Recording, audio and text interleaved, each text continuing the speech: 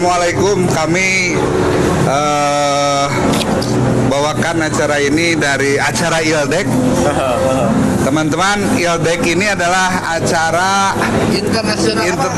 ILDEC itu International Livestock Exhibition. Meat Dairy Exhibition. Sekarang mah ada tambahan aquaculture.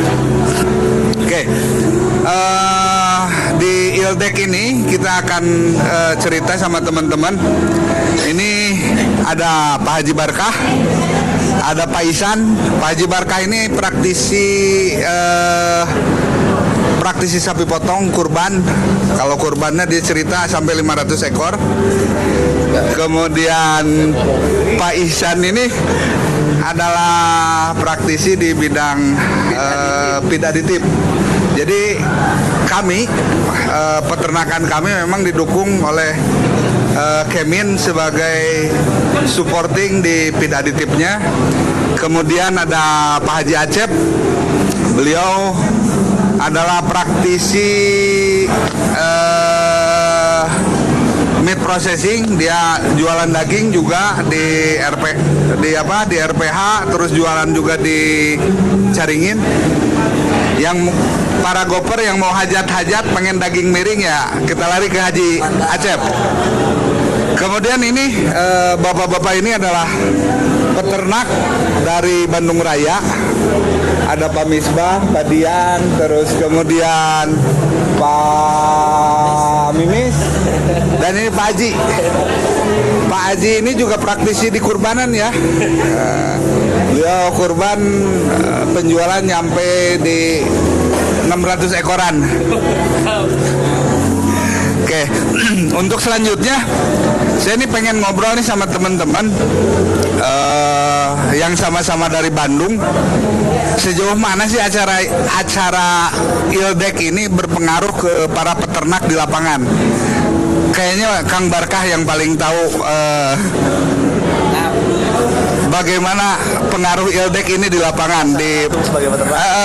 Terlebih dia kan sebetulnya ketua kelompok juga, terus provokator di peternakan di Bandung Raya. Mangga silakan Pak Barkah. Terima kasih Om Fauji. Sebenarnya acara ini kalau dilihat ini yang ke-6 kali ya, Kang Isan ya. Jadi kalau dikatakan ini ke-6 kali, saya baru pertama kali ke sini karena diajak sama Mas Fauji gitu. Sebagai peternak di sini, kelihatannya kalau kita masuk ke bot-bot di dalam itu kan, kalau kita main di peternak skala kecil itu nggak ada kerasanya gitu. Karena ini kebanyakan mainnya di tatanan nutrisi secara mikro ya. Jadi kalau seperti ini, karena saya pertama kali masuk ke sini, nanti Kang Isan yang jauh lebih hafal dan lebih memahami pergerakan acara seperti ini apa dan bagaimana itu, seperti apanya itu beliau ini. Jadi saya ke sini hanya sebagai pengalaman pertama aja apa yang ini, tapi yang saya lihat untuk setelah saya beternak itu belum terlalu menyentuh dibandingkan dengan kita secara langsung, karena kita posisinya bukan sebagai pembuat pakan langsung, kita karena membeli pakan dalam kondisi udah jadi seperti itu. Mohon Kang Isan untuk memberikan penjelasan apa yang sebenarnya sih di dalam itu seperti apa dan bagaimana, dan bot-bot itu apa aja, dan yang ini kontennya itu konteksnya seperti apa, pertemuan bisnis, forum bisnisnya seperti apa dan bagaimana. Kami silakan Om Isan. Siap, terima kasih Pak Barkah, Pak Fauji dan teman-teman atas waktunya. Ini saya kira ini jadi satu kesempatan yang sangat berharga. Terkait dengan manfaat dari kegiatan ini, saya kira selain ajang silaturahmi sebenarnya, artinya ini juga jadi ajang untuk sharing knowledge. Saya kira meskipun tadi Pak Barkah baru ini adalah pengalaman pertama, saya harap ada banyak hal mungkin tidak secara detail diketahui, tetapi ketika kita bersilaturahmi, ya kan, kita bisa ada sharing-sharing mengenai detail-detail di peternakan, bahwa ternyata memang selama ini yang dipahami atau diketahui oleh peternak itu hanya dari sisi makronya saja. Ternyata ada sisi mikro yang selama ini jarang disentuh dan ternyata memiliki banyak manfaat. Artinya manfaat yang manfaat yang juga tidak sedikit gitu dibandingkan dengan makronya.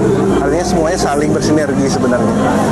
Jadi saya rasa berawal dari silaturahmi, bertemu, bertukar nomor telepon, ya kan, menjalin hubungan, itu nanti akan ada sharing-sharing pengalaman. Artinya dari pembuat manufacturer atau produsen mikro juga mendapatkan feedback bagaimana sih kondisi di lapangan, apa sih yang sebenarnya dibutuhkan oleh para peternak gitu ya. Dan dari peternak juga nanti bisa share kepada para feed additif atau supplier buat membuat suatu program apa sih sebenarnya yang dibutuhkan gitu, sehingga menemukan titik temu yang bisa saling bermanfaat bagi kedua belah pihak. Saya kira acara ini menjadi awal atau pembuka untuk peternak kita bisa jadi lebih sinergis lagi. Saya kira begitu mungkin. Oke, sebetulnya di acara ini tuh banyak hal yang bisa diketahui dan dilihat oleh para peternak, termasuk di sananya bisa mungkin diimplementasikan juga. Banyak booth yang menyediakan peralatan-peralatan peternakan ya. Tidak hanya feed additif. Ya, tidak hanya feed additif. Ada mungkin kalau di industri domba kambing yang sekarang lagi rame ya. Ada perlengkapan kandang dari mulai sled, terus bak pakan, kemudian alat minum, terus kemudian bagaimana otomatisasi di dunia peternakan ya, dari sisi kandang, dari sisi feeding, mungkin itu.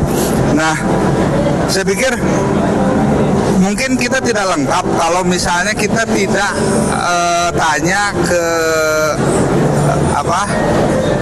pemakai di produk akhir ya, tukang daging gitu ya. Nah, mungkin bisa share apa sih sebenarnya kebutuhan di lapangan, tantangannya seperti apa? Betul. Saya kira akan jadi. Saya pikir Haji Acep ini perlu diketahui apa sih yang diharapkan Haji Acep dengan acara ini. Mangga Pak Haji Acep. Oke, Assalamualaikum warahmatullahi wabarakatuh.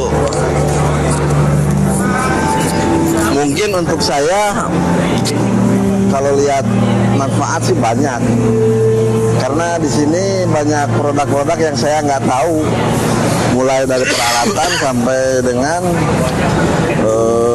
support untuk bikin satu usaha lah. Kalau untuk saya sih sebenarnya nggak terlalu signifikan, karena nggak tahu juga kan, karena saya pelaku pasar becek ini. Baru pertama. Iya, baru pertama lagi. Ada yang jual pisau loh situ. Oh banyak, ada juga tadi yang ngejual RT dan segala macam.